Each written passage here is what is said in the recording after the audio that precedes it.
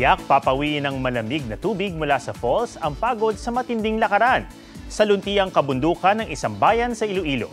Kaya G tayo dyan sa report ni Ian Cruz.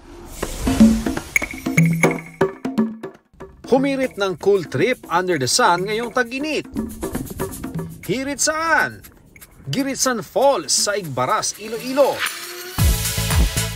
Sakto ito sa mga naghahanap ng adventure dahil papunta pa lang, aabuti na ng 2 hanggang 3 oras ang lakaran mula sa jump-off sa barangay.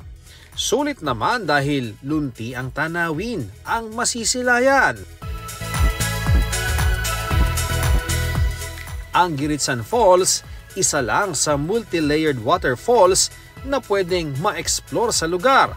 Pero ito ang pinaka-accessible sa mga turista. Mababa lang ang mismong falls na napapagitnaan ng 2 bundok.